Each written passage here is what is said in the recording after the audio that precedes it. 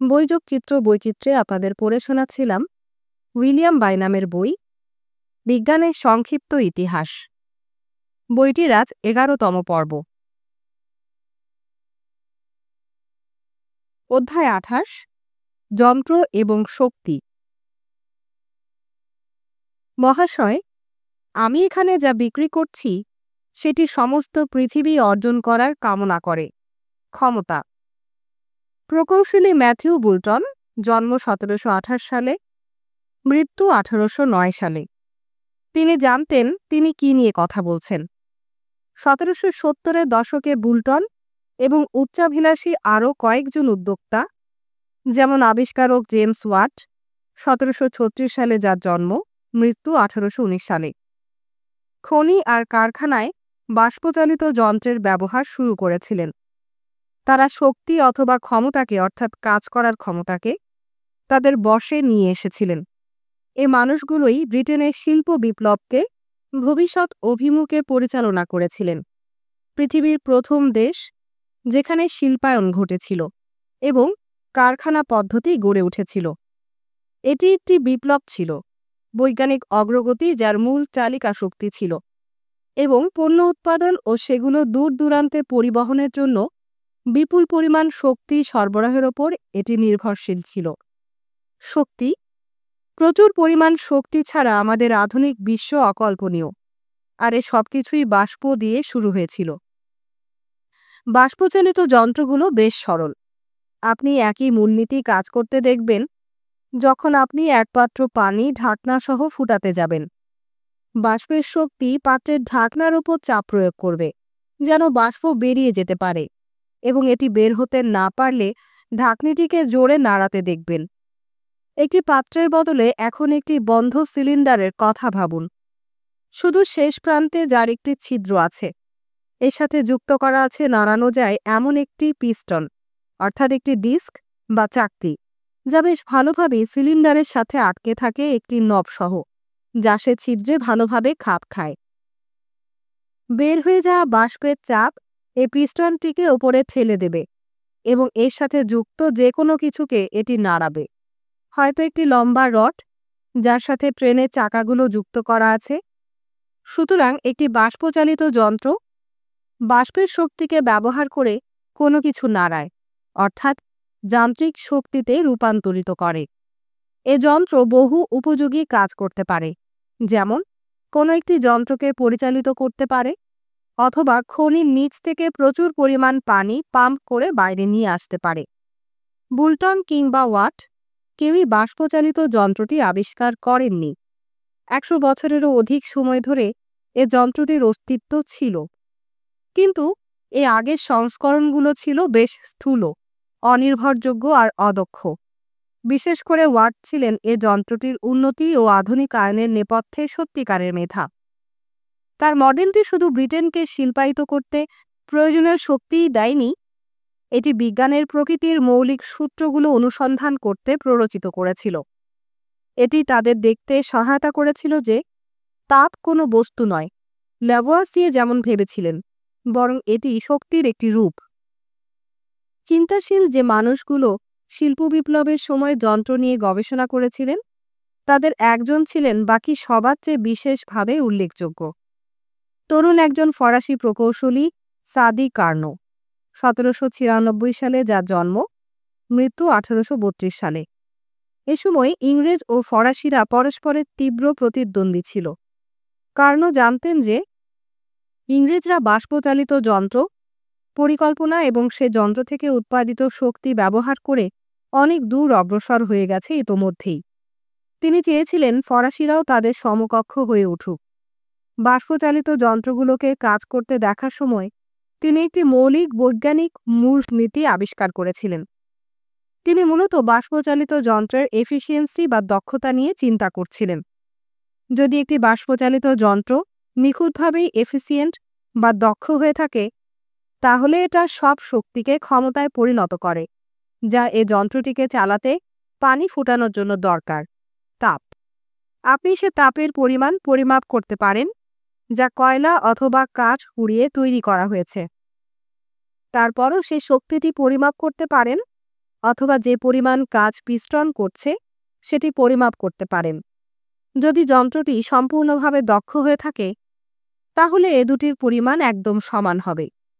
কিন্তু হায়, এরকম সম্পূর্ণভাবে দক্ষ কোনো যন্ত্র নির্মাণ করা অসম্ভব একটি কাজ। সব যন্ত্রেরই সে জিনিসটি আছে যাকে বলা হয় একটি হিট সাম্প অথবা সিঙ্ক, যেখানে শীতল হয়ে যাওয়া বাষ্প আর পানি জমা হয় তাদের কাজ সম্পন্ন করার পর। আপনি যন্ত্রের ভেতরে প্রবেশ করা বাষ্পের তাপমাত্রা আর প্রতিটি চক্রের পরে অবশিষ্ট থাকা বাষ্পের অথবা পানির তাপমাত্রা পরিমাপ করে দেখতে পারেন। সাম্পে সবসময় বাইরে বেরিয়ে আসা বাষ্পের তাপমাত্রা এটির ভেতরে প্রবেশ করা বাষ্পের তাপমাত্রার চেয়ে কম থাকে। কার্নো দেখিয়েছিলেন আপনি কোনো যন্ত্রের দক্ষতা পরিমাপ করতে এ দুটি তাপমাত্রার তারতম্য ব্যবহার করতে পারেন। যদি নিখুঁত দক্ষতার পরিমাণ হয় 1, তাহলে সত্যিকারের দক্ষতা হবে 1 বিয়োগ সিঙ্কের তাপমাত্রা বাইরে বের হওয়ার সময় ভাগ উৎসের তাপমাত্রা প্রবেশের সময়।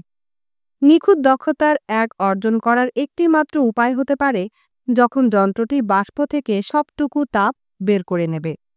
তখন বাহির ও ভেতরে অনুপাত হবে 0, অর্থাৎ 1 বিয়োগ 0 সমান সমান 1। আর এমন কিছু হওয়ার জন্য তাপমাত্রা পরিমাপগুলোর একটিকে হতে হবে হয় 0 নয়তো অসীম। অসীমভাবে গরম বাষ্প ভেতরে ঢুকবে অথবা চরম 0 সর্বনিম্ন তাপমাত্রা যা তাত্ত্বিকভাবে সম্ভব, যা নিয়ে আমরা নিচে আলোচনা করেছি। তাপমাত্রার পরিমাপ হবে যখন এটি সিঙ্ক থেকে বাইরে বের হয়ে আসবে। এর কোনোটাই সম্ভব নয়, সুতরাং দক্ষতা সবসময়ই নিখুঁতের চেয়ে কম। কার্নোর সাধারণ সমীকরণ, যার লক্ষ্য ছিল যন্ত্রের দক্ষতা পরিমাপ করা, একই সাথে প্রকৃতির একটি গভীরতম সূত্র সংক্ষেপিত করেছিল। এটি ব্যাখ্যা করেছিল কেন পারপেচুয়াল মেশিন বা চিরন্তনভাবে চলা যন্ত্র বৈজ্ঞানিক কল্পকাহিনীতে মাঝে মাঝে যে যন্ত্রগুলোর বর্ণনা দেয়া হয়, বাস্তব পৃথিবীতে কখনোই এদের অস্তিত্ব থাকতে পারে না। আমাদের সবসময় শক্তি তৈরি করতে শক্তি ব্যবহার করতে হবে, যেমন আমাদের কয়লা অথবা অন্য কোনো জ্বালানি পোড়াতে হবে পানিকে প্রথমে ফুটাতে। 1840 ও 1850-এর দশকে অন্য বিজ্ঞানীরাও প্রকৃতির এ বাস্তব সত্যটি নিয়ে কাজ করছিলেন। তাদের একজন ছিলেন জার্মান পদার্থবিদ রুডলফ ক্লাউসিয়াস, জন্ম 1822 সালে, মৃত্যু 1888 সালে, যিনি তার জীবনের অধিকাংশ সময় নিয়ন্ত্রিত পরীক্ষামূলক কোনো পরিস্থিতিতে তাপ কিভাবে প্রবাহিত হয় সেটি দেখে কাটিয়েছিলেন। আর এটা করতে গিয়ে তিনি পদার্থবিদ্যায় একটি নতুন ধারণার সাথে সবার পরিচয় করিয়ে দিয়েছিলেন, এন্ট্রপি। কোনো একটা সিস্টেম বা পদ্ধতির মধ্যে সবকিছু কতটা বিশৃঙ্খল অবস্থায় আছে তার একটা পরিমাপ হচ্ছে এন্ট্রপি। কোনো একটা মিশ্রণ থেকে এর উপাদানগুলো আলাদা করার চেয়ে কোনো কিছু মিশ্রণ করা অনেক সহজতর। আপনি যদি সাদা আর কালো রং মেশান, আপনি ধূসর রং পাবেন। এ মেশানোর কাজটি সহজ, কিন্তু এই মিশ্রণ থেকে আবার বিশুদ্ধভাবে সাদা আর কালো রং আলাদা করার কাজটি অসম্ভব। আপনি যদি আপনার চায়ে দুধ আর চিনি মিশিয়ে নাড়েন, আপনি হয়তো অনেক ঝামেলা করে সেখান থেকে চিনি আলাদা করতে পারবেন, কিন্তু সেখান থেকে দুধ আলাদা করার কাজটি অসম্ভব। শক্তিও ভিন্ন কিছু না। একবার যখন আপনি কয়লা পোড়াবেন, আপনি এখান থেকে পাওয়া তাপ ব্যবহার করে আপনার সে কয়লা ফিরে পাবেন না। 19 শতাব্দীর মানুষদের জন্য এন্ট্রপি বিষণ্ণ একটি ধারণা ছিল। ক্লাউসিয়াস ঘোষণা করেছিলেন, মহাবিশ্ব ক্রমশ আরও মিশ্রিত আর বিশৃঙ্খল হয়ে উঠছে, কারণ এন্ট্রপি হচ্ছে স্বাভাবিক অবস্থা। একবার যখন সবকিছু মিশ্রিত হয়ে পড়ে, সেটি আলাদা করতে গেলে তখন প্রচুর পরিমাণ শক্তির দরকার হয়। ঠিক যেমন কোনো একটি ঘর অগোছালো করতে যে পরিমাণ শক্তির দরকার হয়, সেটি গোছাতে তার চেয়ে অনেক বেশি পরিমাণ শক্তি খরচ করতে হয়। ক্লাউসিয়াসের মতে মহাবিশ্ব ক্রমশ ক্ষয়ে আসছে এবং শেষ মুহূর্তটি হবে একটি মহাবিশ্ব যেখানে পদার্থ আর শক্তি মহাশূন্য জুড়ে সমানভাবে বণ্টিত। এমনকি আমাদের সূর্য একটি পর্যায়ে নিঃশেষ হয়ে যাবে প্রায় 5 বিলিয়ন বছর পরে।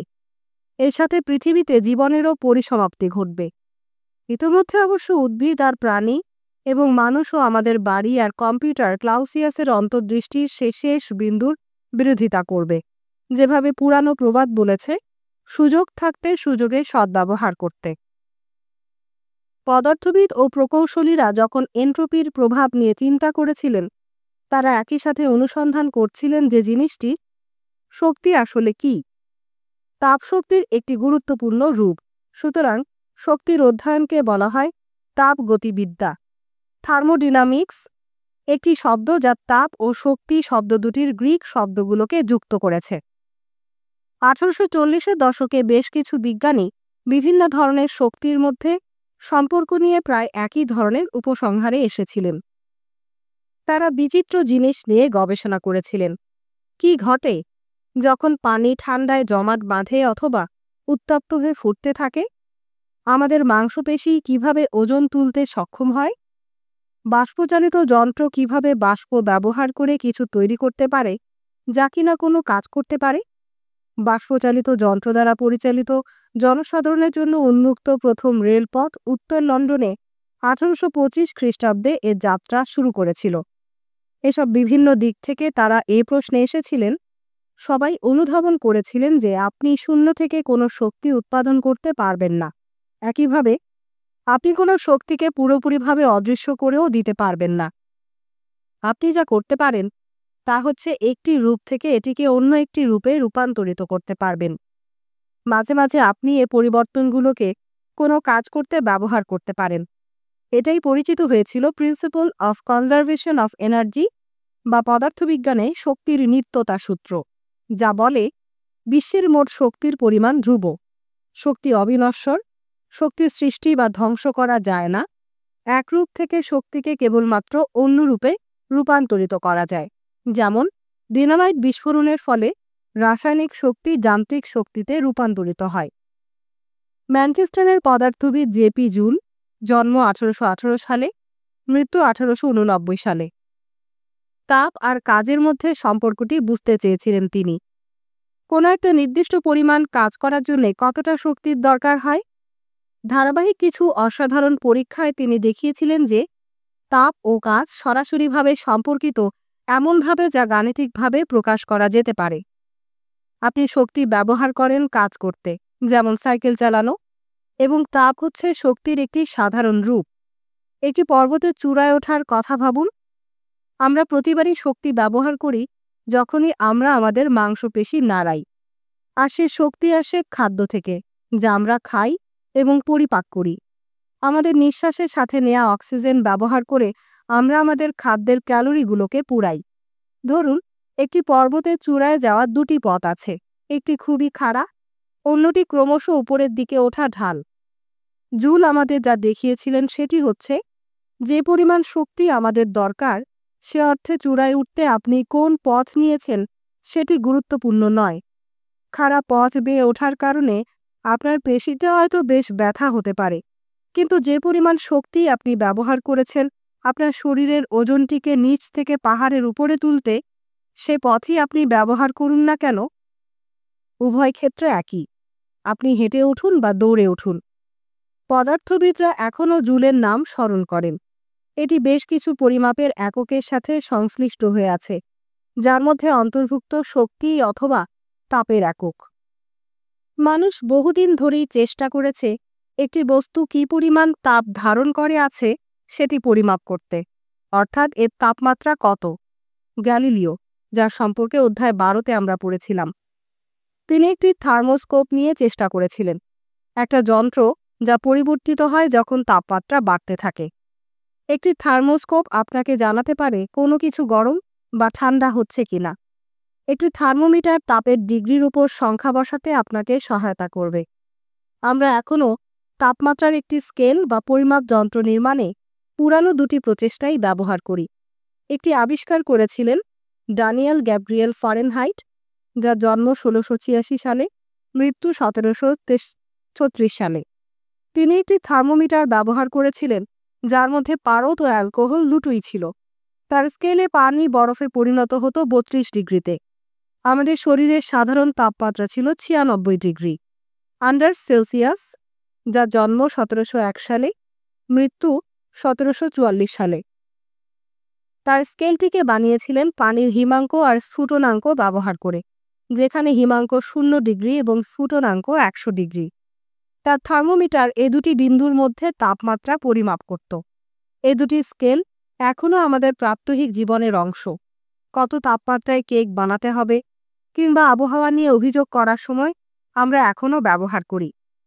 স্কটিশ পদার্থবিদ উইলিয়াম থমসন, জন্ম 1824 সালে, মৃত্যু 1907 সালে। তিনি আরেকটি স্কেল আবিষ্কার করেছিলেন। তিনি বিশেষভাবে আগ্রহী ছিলেন জানতে কিভাবে তাপ ও শক্তির অন্য রূপগুলো প্রকৃতিতে কাজ করে। তিনি গ্লাসগো বিশ্ববিদ্যালয়ের একজন অধ্যাপক ছিলেন এবং পরে তাকে লর্ড কেলভিন পদবি দেয়া হয়েছিল। তার তাপমাত্রার স্কেলটি কেলভিন বা কে স্কেল নামে পরিচিত।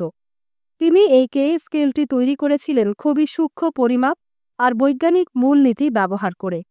কে স্কেলের সাথে তুলনা করলে সেলসিয়াস ও ফারেনহাইট দুটি স্কেলই তাপমাত্রার একটি স্থূল পরিমাপক। কে স্কেলের গুরুত্বপূর্ণ বিন্দু হচ্ছে ট্রিপল পয়েন্ট অফ ওয়াটার। এটি ঘটে যখন পানির তিনটি অবস্থা, বরফ অর্থাৎ কঠিন, পানি অর্থাৎ তরল ও জলীয় বাষ্প একটি গ্যাস, একটি থার্মোডাইনামিক ভারসাম্যে থাকে। থার্মোডাইনামিক ভারসাম্য হতে পারে একটি পরীক্ষামূলক পদ্ধতিতে, যখন একটি বস্তুকে এর চারপাশ থেকে পৃথক করে রাখা হয় যেন এর তাপমাত্রা আর চাপ নির্দিষ্ট থাকে। তখন সে বস্তুটির অবস্থার কোনো পরিবর্তন হয় না। কোনো শক্তি সে পদ্ধতি থেকে যেমন বের হতে পারে না, তেমনি প্রবেশও করে না। পানি ট্রিপল পয়েন্ট হচ্ছে যখন এর কঠিন, তরল আর গ্যাসীয় অবস্থাগুলো একটি নিখুঁত ভারসাম্যে থাকে। যখনই তাপমাত্রা অথবা চাপ পরিবর্তিত হয়, তখনই ভারসাম্যটি হারিয়ে যায়। সেলসিয়াস ও ফারেনহাইটে যখন তাপমাত্রা মাইনাসের দিকে যেতে থাকে, তখন খুবই শীতল হতে শুরু করে। আপনি টেলিভিশনে আবহাওয়ার খবরে দেখতে পাবেন, রিপোর্টার হয়তো বলছেন -2 অথবা 3 ডিগ্রি। কে স্কেলে কোনো ঋণাত্মক সংখ্যা নেই। পানি হিমাঙ্ক 273.26 ডিগ্রি কেলভিন, সেলসিয়াস স্কেলে যা 0 এবং ফারেনহাইট স্কেলে যা 32, এবং এটি আরও অনেক শীতল হয় 0 ডিগ্রি কেলভিনে। কিন্তু এখানে 0 আসলেই 0 অথবা অ্যাবসোলিউট জিরো বা চূড়ান্ত 0। এটি অসম্ভব ঠান্ডা একটি তাপমাত্রা। সব গতি, সব শক্তি এখানে থেমে যায়, ঠিক কোনো নিখুঁতভাবে দক্ষ যন্ত্রের মতো। আমরা সেখানে ঠিক পৌঁছাতে পারি না। কেলভিন ও অন্যরা সব ধরনের যন্ত্রের বিজ্ঞান এবং এগুলোর ব্যবহারিক কর্মপদ্ধতি ব্যাখ্যা করতে সহায়তা করেছিল। 19বিংশ শতাব্দী যখন আরও অগ্রসর হয়েছে, এ অধ্যায়ের বর্ণিত 3টি আবিষ্কারই তাপগতিবিদ্যার অর্থাৎ থার্মোডাইনামিক্স প্রথম, দ্বিতীয় ও তৃতীয় সূত্রে পরিণত হয়েছে। শক্তির নিত্যতার সূত্র, এন্ট্রপি সূত্র ও চরম শূন্য তাপমাত্রায় পরমাণুর চূড়ান্ত স্থিরতা। এই আইনগুলো আমাদের শক্তি ও ক্ষমতা অর্থাৎ কাজ করার শক্তি সম্বন্ধে গুরুত্বপূর্ণ বিষয়গুলো বুঝতে সহায়তা করেছে। আধুনিক জগৎ এর নতুন আবিষ্কৃত শক্তির চাহিদায় কখনোই ক্লান্ত হয়নি। কারখানা, জাহাজ, রেলগাড়ি চালাতে এবং কেলভিনের জীবনের শেষাংশে মোটর গাড়ি পরিচালনা করতে। রেলগাড়ি ও জাহাজ এদের ফার্নেসে কয়লা থেকে উৎপাদিত তাপ ব্যবহার করত বাষ্প উৎপাদন করতে, যা যন্ত্রটি পরিচালনা করত। কিন্তু গাড়ি অন্য ধরনের একটি যন্ত্রের ওপর নির্ভরশীল ছিল, একটি অন্তর্দাহ যন্ত্র, ইন্টারনাল কম্বাসন ইঞ্জিন। এর জন্য দরকার ছিল খুবই উদ্বায়ী জ্বালানি, যেমন পেট্রোল অথবা গ্যাসোলিন, যা 19বিংশ শতাব্দীর শেষের দিকে আবিষ্কৃত হয়েছিল। পরবর্তী শতাব্দীতে পেট্রোল সবচেয়ে গুরুত্বপূর্ণ পণ্যের একটিতে পরিণত হয়েছিল। এখন এ নতুন সহস্রাব্দে এটি এখনও সবচেয়ে আরাধ্য এবং ক্রমশ পৃথিবীতে দুর্লভ হয়ে পড়া একটি প্রাকৃতিক সম্পদগুলোর একটি।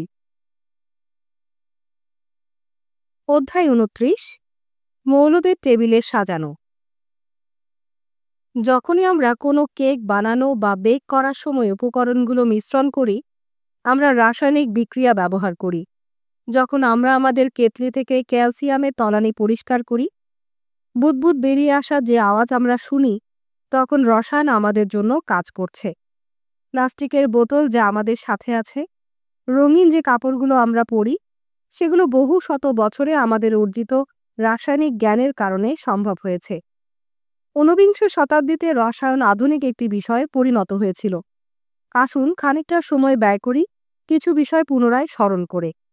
19বিংশ শতাব্দীর শুরুতে রসায়নবিদরা ডাল্টনের পরমাণু সংক্রান্ত মূল ধারণাটি গ্রহণ করে নিয়েছিলেন।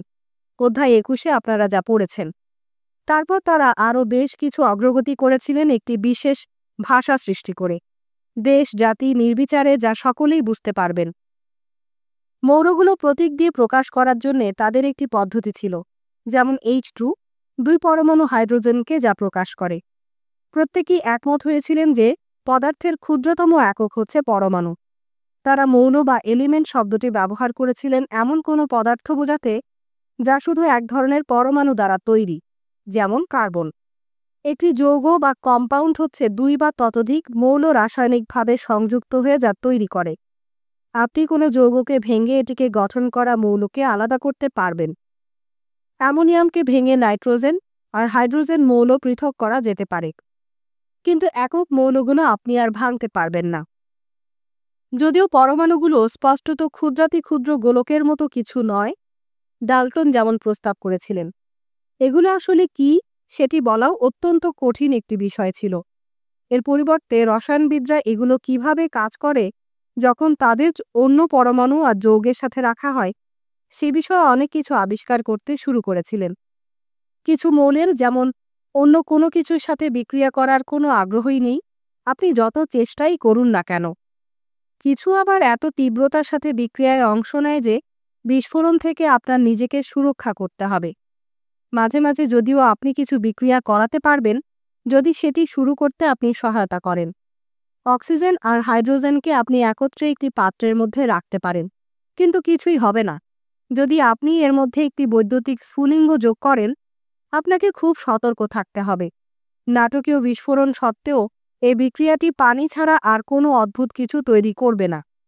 আরেকটি চূড়ান্ত প্রান্তে যদি ম্যাগনেসিয়াম আর কার্বনকে বাতাস প্রবেশ করতে পারে না এমন একটি কাচের পাত্রে একত্রে রাখা হয়, আপনি অনন্তকাল ধরে সে পাত্রে তাপ দিলেও কিছুই ঘটবে না।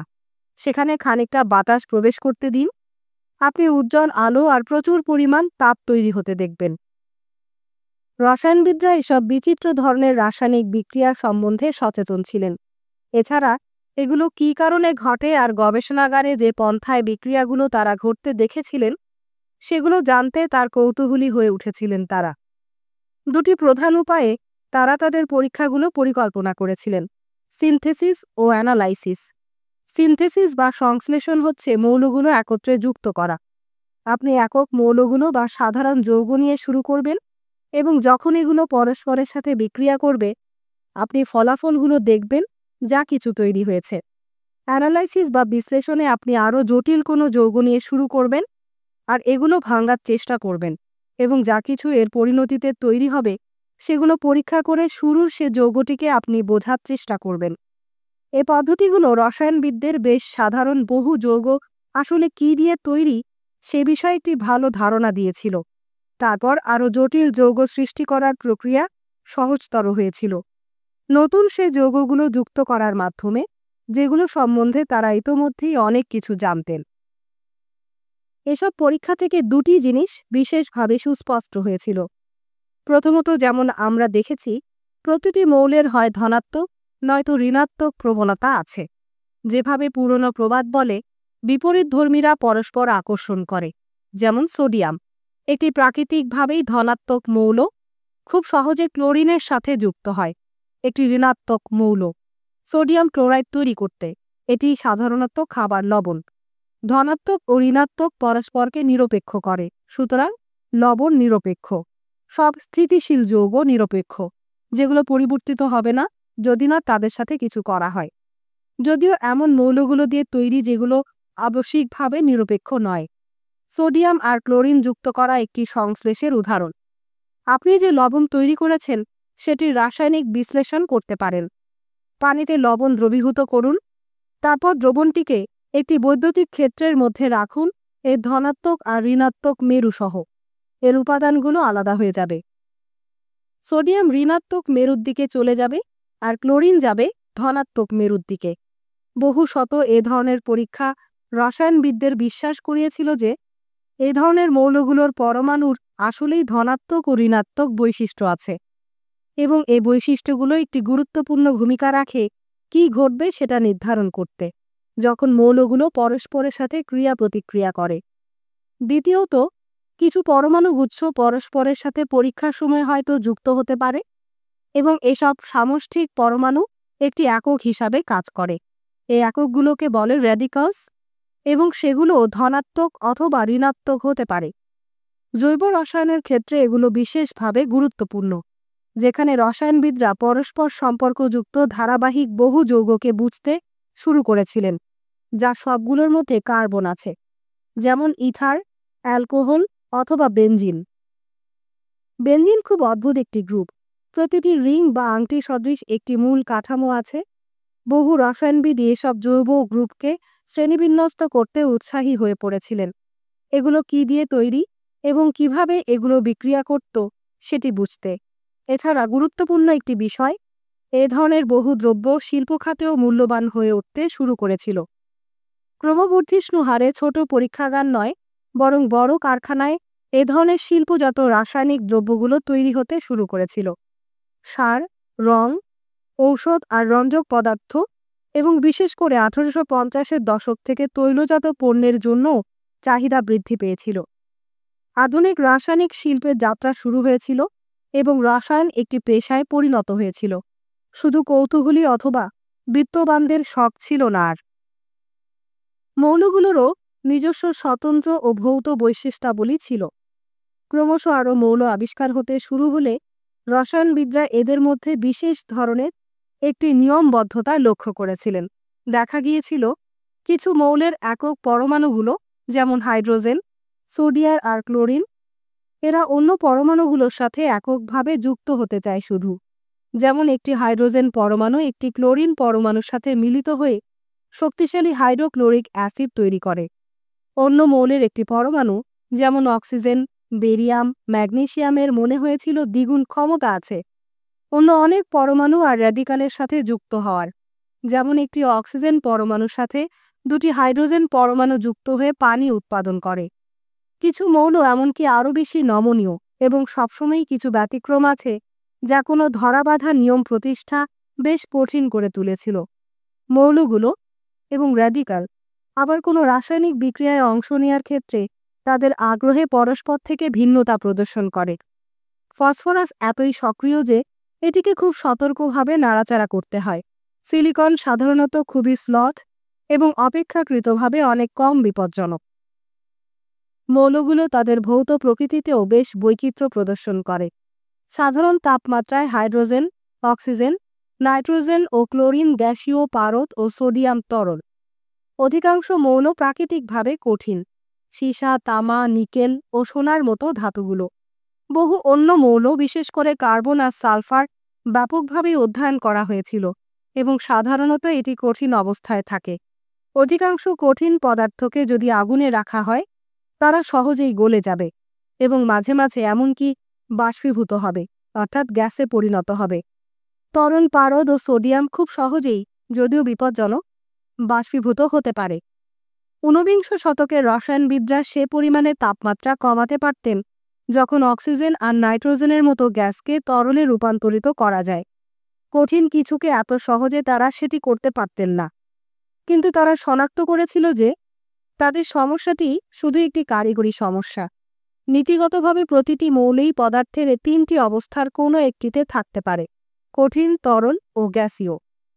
1850-এর দশক নাগাদ রসায়নও প্রাপ্তবয়স্ক হয়ে উঠেছিল এবং এই উত্তেজনাপূর্ণ পর্বে বিতর্কেরও বহু বিষয় ছিল, যেমন পরমাণুদের আপেক্ষিক ওজন, কিভাবে অণুগুলো, পরমাণুদের একটি গ্রুপ, পরস্পরের সাথে যুক্ত থাকে, জৈব আর অজৈব যৌগগুলোর মধ্যে পার্থক্য এবং আরও অনেক কিছু।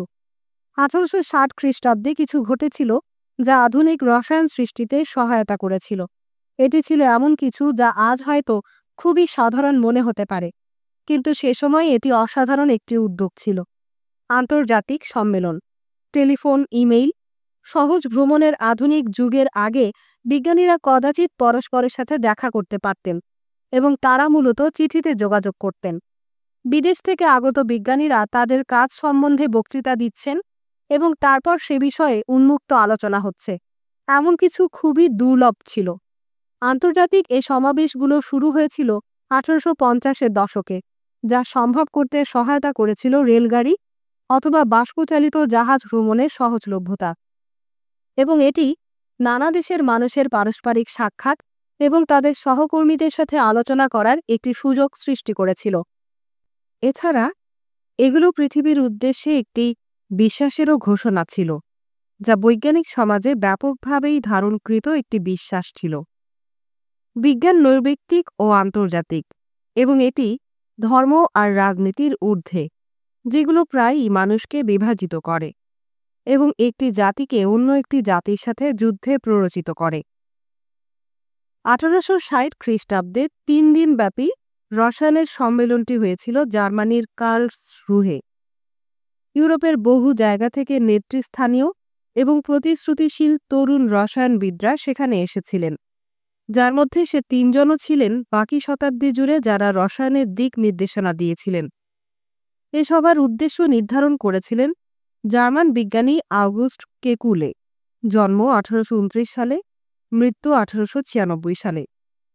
তিনি বিভিন্ন দেশের রসায়নবিদদের তারা যে দ্রব্যগুলো নিয়ে কাজ করেন এবং অণু বা পরমাণুর বৈশিষ্ট্য সংজ্ঞায়িত করতে যে শব্দগুলো ব্যবহার করা উচিত সে বিষয়ে সাধারণ একটি ঐক্যমত্যে পৌঁছাতে আহ্বান করেছিলেন। একজন বর্ণিল চরিত্রের সিরিয়াল রসায়নবিদ স্টানিস্লাও কানিজারো, জন্ম 1826 সালে, মৃত্যু 1910 সালে, এই বিষয়ে ইতিমধ্যেই প্রস্তাব করেছিলেন। তিনি সানন্দে রাজি হয়েছিলেন।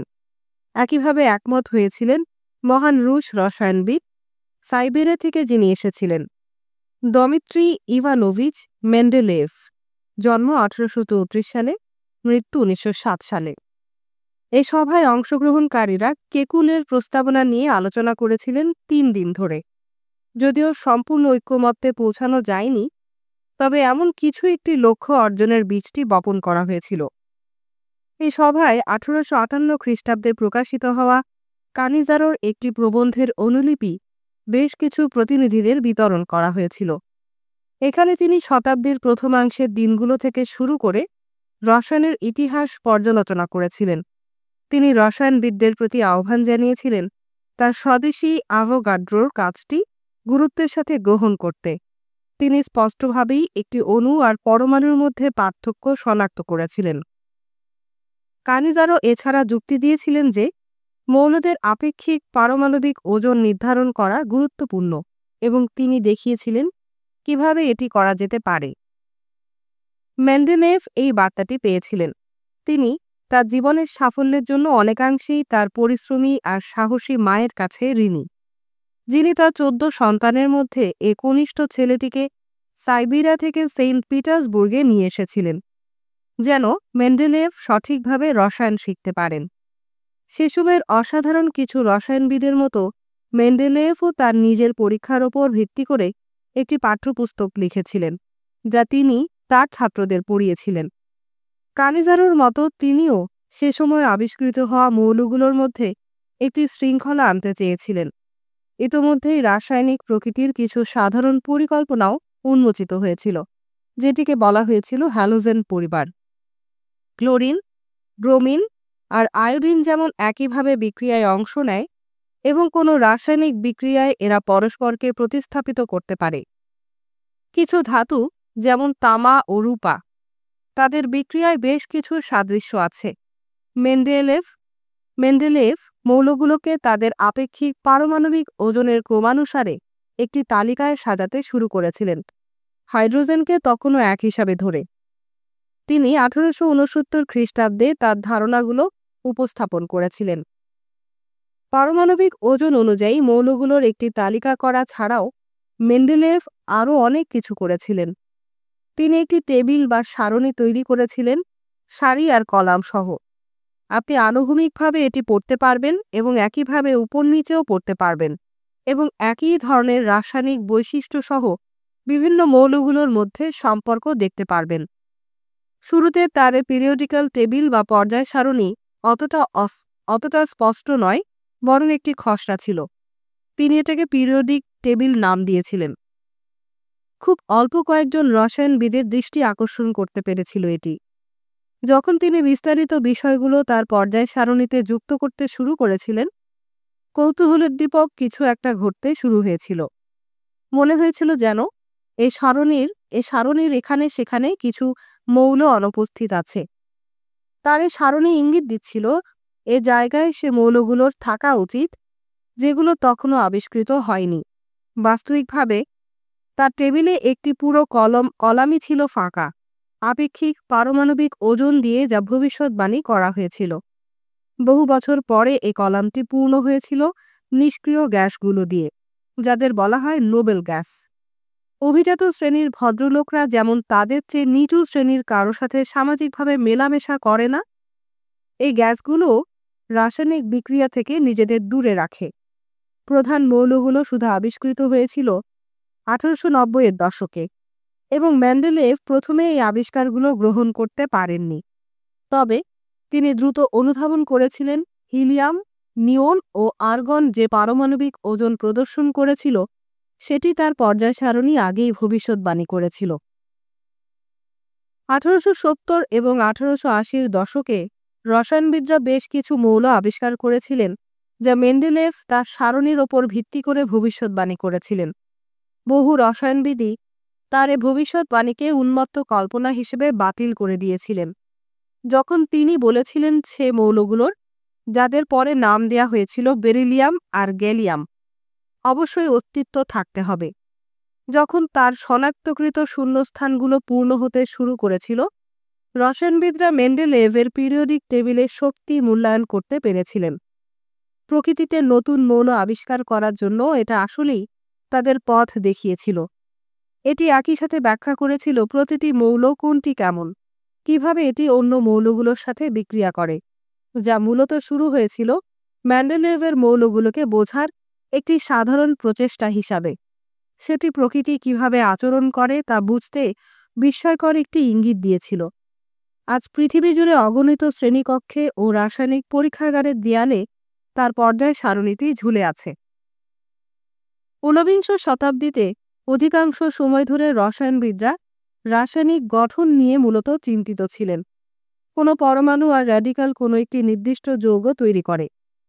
প্রথম আন্তর্জাতিক কংগ্রেসের পেছনে মূল ভাবনা ছিল যে বিজ্ঞানীর আউগুস্ট কেকুলে আরও সামনে অগ্রসর হতে শুরু করেছিলেন। তিনি রাসায়নিক গঠন বুঝতে বিজ্ঞানীদের উৎসাহিত করেছিলেন।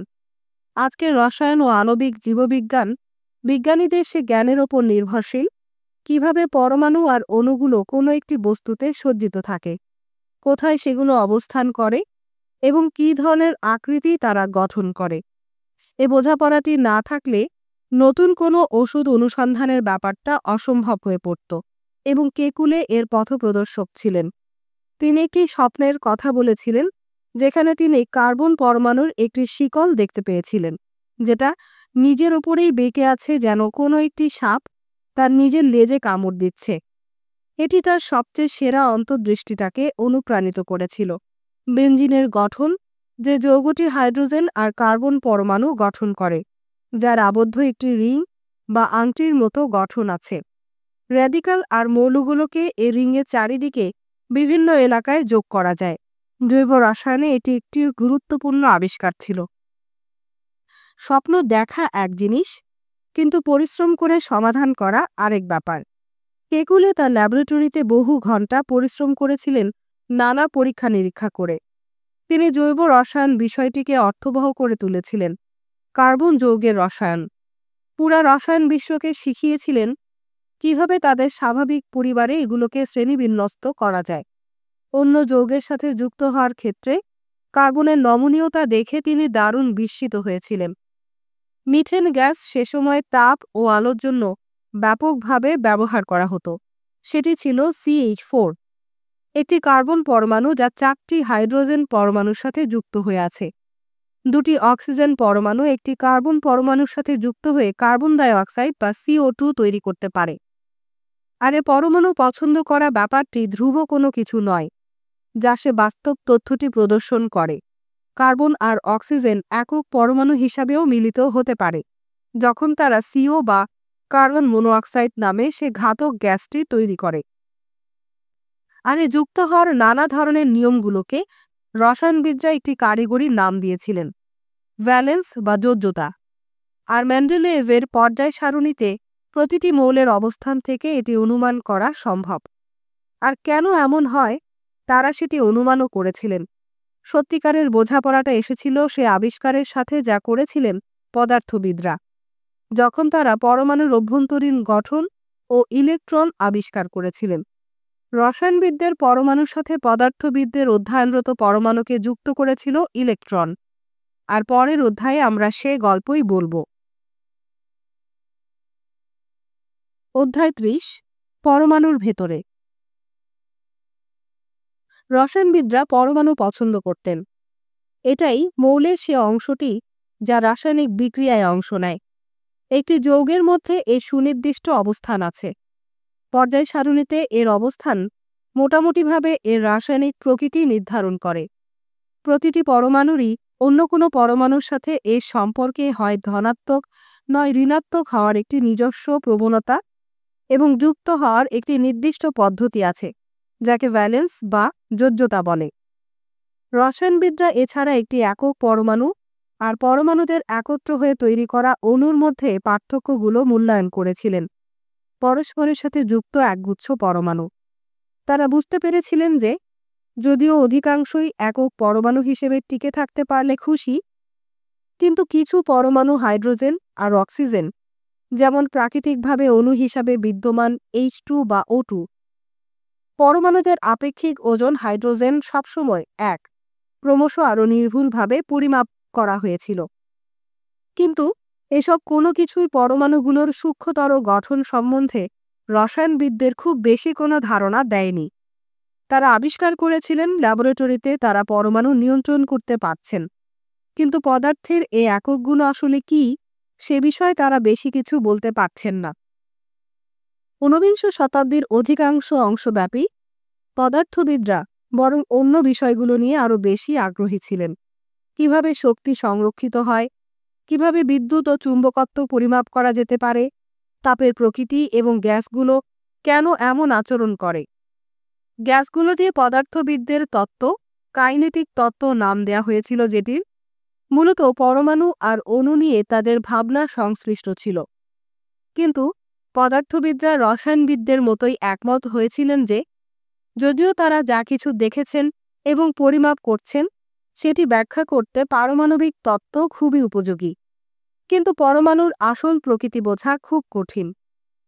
পরমাণুগুলো যে পদার্থের শুধু ক্ষুদ্রতম একক নয়, তার প্রথম ইঙ্গিতটি এসেছিল এর উপাদানগুলোর একটির অতি গুরুত্ববহ আবিষ্কারের মাধ্যমে, ইলেকট্রন। পরীক্ষাগুলো ইতোমধ্যে দেখিয়েছিল যে পরমাণু বৈদ্যুতিক আধান ধারণ করতে পারে, কারণ কোনো একটি দ্রবণের মধ্যে বিদ্যুৎ প্রবাহ কিছু পরমাণুকে ধনাত্মক আর অন্যদের ঋণাত্মক মেরুর দিকে আকর্ষণ করে। একটি পরমাণুর বৈদ্যুতিক প্রকৃতি রাসায়নিক বিক্রিয়ার কোনো ভূমিকা পালন করতে পারে সে বিষয়ে পদার্থবিদরা এতটা নিশ্চিত ছিলেন না, কিন্তু তারা সেগুলোর বৈদ্যুতিক আধানের পরিমাণ মেপেছিলেন এবং দেখেছিলেন সুনির্দিষ্ট একক হিসাবে সেগুলো পরিমিত হচ্ছে। কেমব্রিজে জে থমসন, জন্ম 1856 সালে, মৃত্যু 1940 সালে, তার পরীক্ষামূলক কাজের জন্য ক্যাথোড টিউব ব্যবহার করতে শুরু করার ঠিক পরপরই 1894 খ্রিস্টাব্দে এই এককগুলোর নাম দেওয়া হয়েছিল ইলেকট্রন। ক্যাথোড টিউব বেশ সরল একটি যন্ত্র। আসলেই এটি বিস্ময়কর যে এত সাধারণ একটি জিনিসই মহাবিশ্ব আর পরমাণুর মৌলিক গঠন সম্বন্ধে আমাদের তথ্য দিতে শুরু করেছিল। এই টিউব থেকে প্রায় সবটুকু বাতাস পাম্প করে বের করে আনা হয় একটি আংশিক শূন্যতা বা ভ্যাকিউম তৈরি করতে, এবং এর দুই প্রান্তে ইলেকট্রোড প্রবেশ করানো হয়। যখন এর মধ্য দিয়ে বিদ্যুৎ প্রবাহিত করা হয়, নানা ধরনের অদ্ভুত সব জিনিস ঘটে, যার মধ্যে অন্তর্ভুক্ত রশ্মি উৎপাদন বা বিকিরণ। বিকিরণ হচ্ছে পদার্থবিদ্যায় বিকিরণ হলো এক প্রকার শক্তি স্থানান্তর বা নির্গমন প্রক্রিয়া, যা তরঙ্গ বা কণা আকারে শূন্যস্থান বা মাধ্যমের মধ্য দিয়ে ভ্রমণ করে। বিকিরণ হচ্ছে শক্তি অথবা কণার নির্গমন প্রক্রিয়া, আর যেগুলো ক্যাথোডের টিউবে তৈরি হয়েছে সেটি মূলত দ্রুত গতিসম্পন্ন আধানযুক্ত কণা। ক্যাভেন্ডিশ ল্যাবরেটরিতে থমসন ও তার সহকর্মীরা এই বৈদ্যুতিক আধান মাপতে শুরু করেছিলেন এবং এসব বিকিরণের ওজন করেছিলেন। তারা চেষ্টা করেছিলেন সিদ্ধান্ত নিতে কিভাবে এ দুটি পরিমাপ পরস্পরের সাথে সম্পর্কযুক্ত হতে পারে। 1897 খ্রিস্টাব্দে থমসন প্রস্তাব করেছিলেন এসব বিকিরিত রশ্মি হচ্ছে বৈদ্যুতিক আধানযুক্ত সাব অ্যাটমিক বা উপপারমাণবিক কণাগুলোর প্রবাহ, পরমাণুগুলোর ক্ষুদ্র অংশ। তিনি পরিমাপ করেছিলেন যে এগুলোর ওজনের সবচেয়ে হালকা পরমাণু হাইড্রোজেন পরমাণুর একটি ক্ষুদ্র অংশ। পদার্থবিদদের বেশ কয়েক বছর লেগেছিল একমত হতে যে থমসন আসলেই ইলেকট্রন খুঁজে পেয়েছিলেন এবং এটি আধানের একক, যা তিনি এবং অন্যরা বেশ কিছু সময় ধরে পরিমাপ করেছিলেন। সুতরাং পরমাণুগুলোর মধ্যে ইলেকট্রন আছে। এছাড়া তাদের মধ্যে আর কি আছে? এই উত্তরটি এসেছিল ধীরে, ক্যাথোড টিউব নিয়ে আরও পরীক্ষার ফলাফল থেকে। টিউবের মধ্যে শূন্যস্থান সৃষ্টির প্রক্রিয়াটি যখন আরও ত্রুটিহীন হতে শুরু করেছিল, আর শক্তিশালী বিদ্যুৎ এর মধ্য দিয়ে প্রবাহিত করাও সম্ভব হয়েছিল। আর যারা এই প্রযুক্তিগত অগ্রগতিকে গবেষণায় ব্যবহার করেছিলেন, তাদের মধ্যে একজন ছিলেন থমসনের প্রাক্তন ছাত্র, সহকর্মী এবং পরবর্তী ক্যামব্রিজের ক্যাভেন্ডিশ ল্যাবরেটরিতে তার উত্তরসূরি, নিউজিল্যান্ড থেকে আসা আর্নস্ট রাদারফোর্ড। জন্ম 1873 সালে, মৃত্যু 1937 সালে। 1890-এর দশকের শেষের দিকে রাদারফোর্ড ও থমসন দুটি ভিন্ন ধরনের রশ্মি শনাক্ত করতে পারছিলেন, যা ইউরেনিয়াম থেকে বিকিরিত হচ্ছিল। ইউরেনিয়াম মৌলটি পদার্থবিদদের কাছে খুবই গুরুত্বপূর্ণ হয়ে উঠেছিল সে সময়। ইউরেনিয়াম থেকে বিকিরিত হওয়া রশ্মিগুলোর মধ্যে একটিকে চৌম্বক ক্ষেত্র দিয়ে বাঁকানো যেতে পারে, অন্যটিকে যা করা যায় না।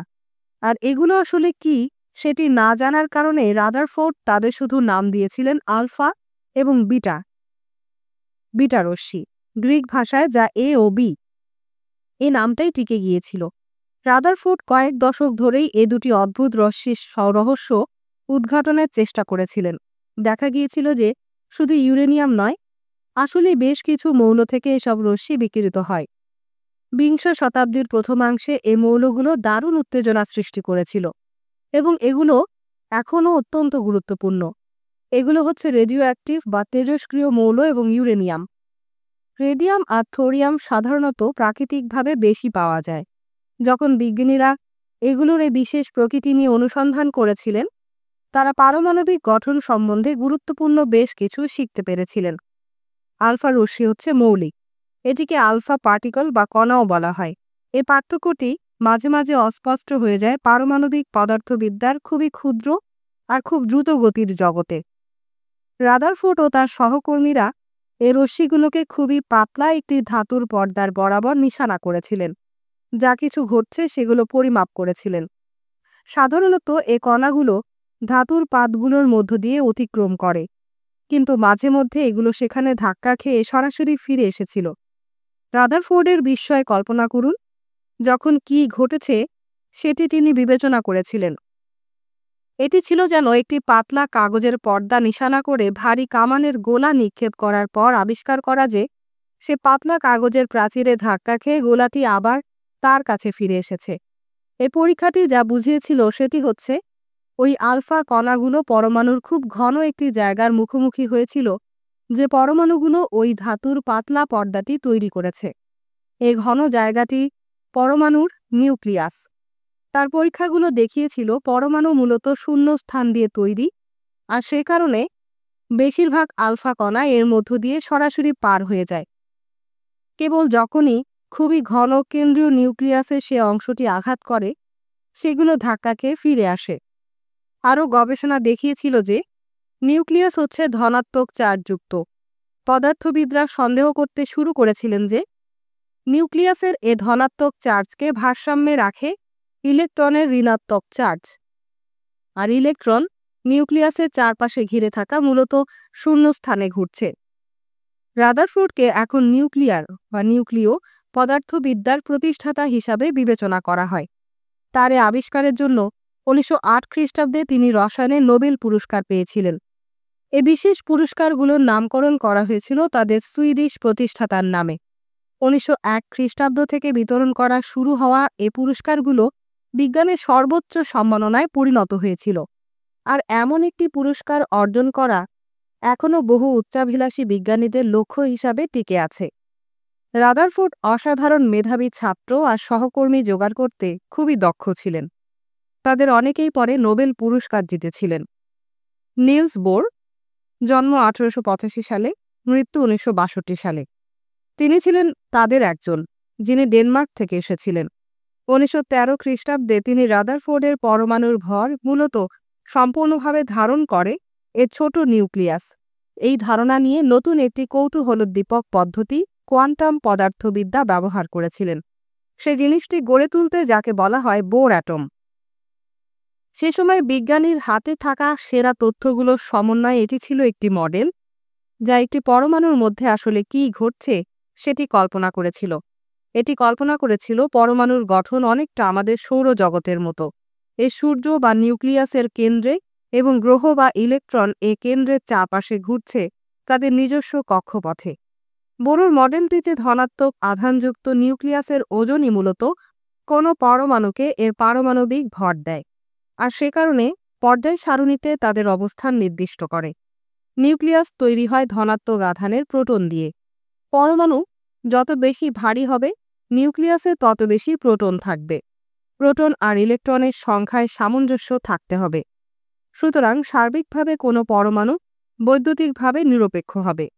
ইলেকট্রনগুলো নিউক্লিয়াসের চারপাশে বিভিন্ন কক্ষপথে ঘুরপাক খাচ্ছে, আর এখানেই কোয়ান্টাম অংশটি এসেছিল।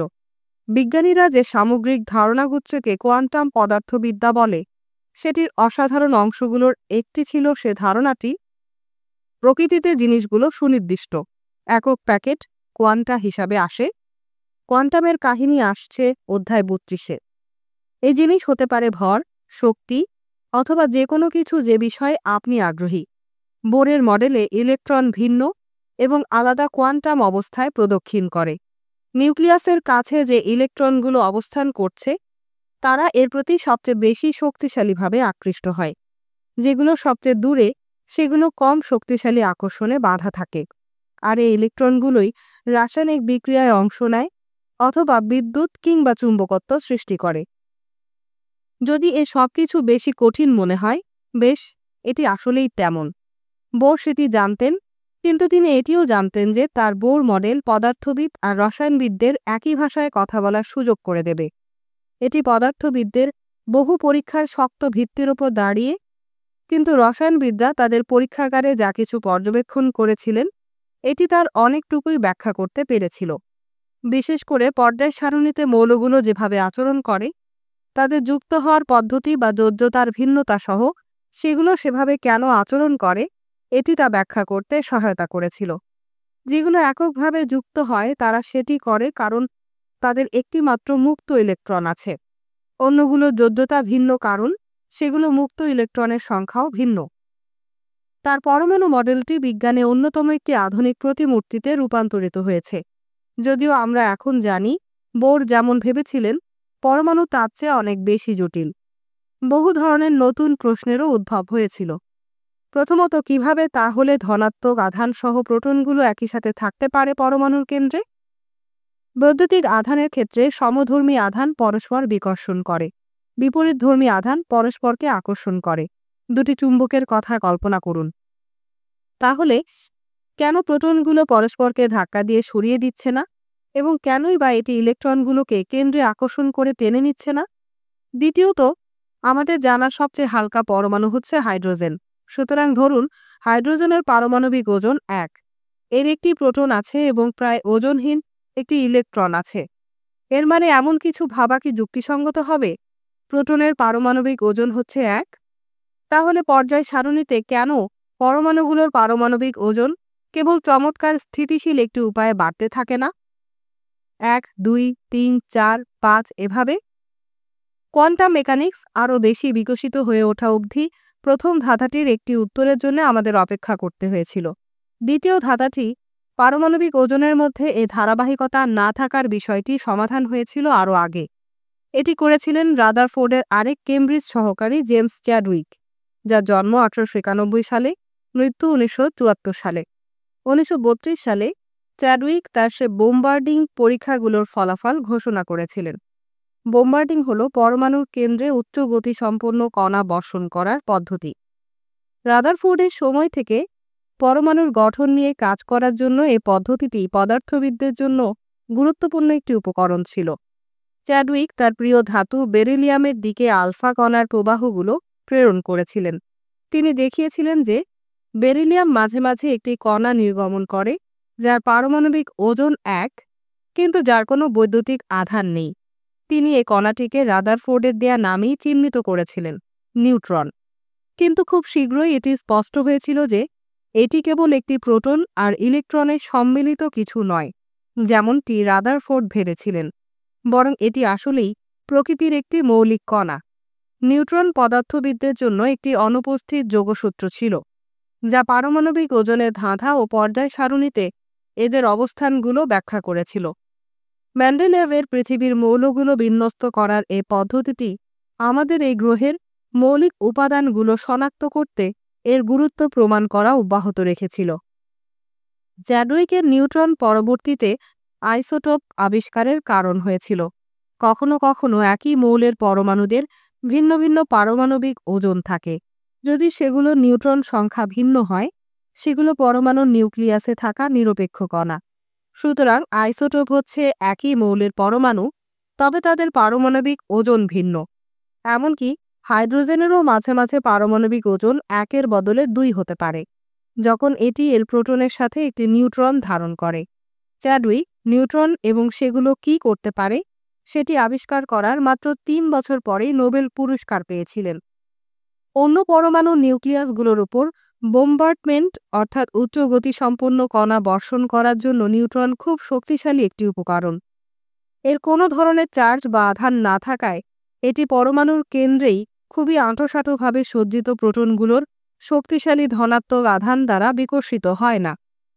চ্যাডউইক এটি শনাক্ত করেছিলেন এবং দেখেছিলেন যে যদি আপনি কোনো পরমাণুকে ভাঙতে চান, আপনার একটি যন্ত্র লাগবে যা এই কণাগুলোকে তীব্র গতির ত্বরণ আর শক্তি দেবে, একটি সাইক্লোট্রন অথবা একটি সিনক্রোট্রন। পরমাণু ও তাদের কণাগুলোকে প্রায় আলোর গতির মতো গতিতে পরিচালনা করতে এই যন্ত্রগুলো খুব শক্তিশালী চুম্বক ক্ষেত্র ব্যবহার করে। এ ধরনের গবেষণা করতে চ্যাডউইক ক্যামব্রিজ ছেড়ে লিভারপুল বিশ্ববিদ্যালয়ে এসেছিলেন, কারণ সেখানে একটি সাইক্লোট্রন বানানোর জন্য তাকে প্রয়োজনীয় আর্থিক তহবিল দেয়া হয়েছিল। সেখানে তিনি দেখেছিলেন কিভাবে উচ্চগতির নিউট্রনগুলো ভারী পরমাণুগুলোকে আঘাত করে, যেমন ইউরেনিয়াম, এবং এর মাধ্যমে একটি অবিশ্বাস্য পরিমাণ শক্তি উৎপাদন করে। যদি এমন শক্তিকে নিয়ন্ত্রণ করা যেতে পারে, এটি একটি চেইন রিয়াকশনে শুরু করতে পারে, যা আরও গুরুত্বপূর্ণ পরিণতি সৃষ্টি করবে। পারমাণবিক ফিশন বা বিভাজন, নিউক্লিয় বিভাজন, পরমাণুকে ভাঙা। পারমাণবিক বোমা, যা পরবর্তীতে বানানো হয়েছিল এবং দ্বিতীয় বিশ্বযুদ্ধ শেষ করতে ব্যবহার করা হয়েছিল, সেটি এ কাজেরই পরিণতি ছিল। আর চ্যাডউইক ছিলেন এ প্রকল্পের ব্রিটিশ অংশের মতো। অনেকেই ভেবেছিলেন চ্যাডউইকের নিউট্রন আবিষ্কারটি পরমাণুর গঠন সংক্রান্ত সব সমস্যার সমাধান দেবে, মহাবিশ্বের গঠনগত একক। কিন্তু তারা ভুল ভেবেছিলেন। আরও বহু বিস্ময় আবিষ্কার হওয়া তখনও বাকি ছিল। এমনকি ইলেকট্রন, প্রোটন আর নিউট্রন সম্বন্ধে মৌলিক বোঝাপড়া পদার্থবিদদের আরও বেশ কিছু তরঙ্গ আর কণার সাথে সংশ্লিষ্ট করেছিল, যেমন আলফা, বিটা ও গামা রশ্মি। এছাড়া তাদের আরও অনেক রহস্যময় প্রপঞ্চ বুঝতে হয়েছিল, যেমন এক্স-রে, এবং সে আবিষ্কার যে প্রকৃতি সে ছোট প্যাকেট বা কোয়ান্টার মাধ্যমে তার কাজ সারে। নিউক্লিয় পদার্থবিদ্যা আর কোয়ান্টাম পদার্থবিদ্যা। পদার্থবিদ্যার এ ক্ষেত্রগুলোই বিংশ শতাব্দীর বেশিরভাগ সময় ধরেই আমাদের অগ্রসর জ্ঞানের একেবারে সম্মুখ সীমানায় নিজেদের অবস্থান ধরে রেখেছিল।